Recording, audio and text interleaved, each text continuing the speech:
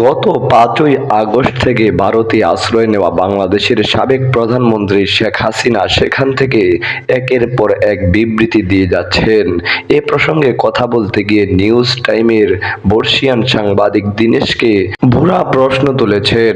অন্য দেশে আশ্রয় নিয়ে থাকা এক ব্যক্তি কিভাবে বিবৃতি দিতে পারেন? আন্তর্জাতিক নিয়ম অনুযায়ী যখন কোনো ব্যক্তি একটি দেশে কূটনৈতিক আশ্রয় নিয়ে থাকে তখন তিনি বিবৃতি দিতে পারেন না।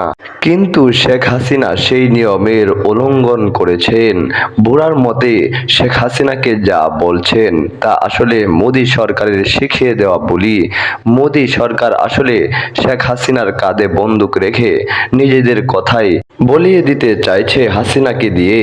বুড়ার মতে এই প্রবণতা আসলে আগুন দিয়ে খেলার সমান, আত্মঘাতী পদক্ষেপের সঙ্গে তুলনীয়। এর আগে নেপালের সঙ্গেও এমন আচরণ করেছে ভারতের মোদী সরকার। নেপালের সংবিধানে নাক গলিয়ে পার্বত্য রাষ্ট্রের সঙ্গে দূরত্ব তৈরি করে ভারত।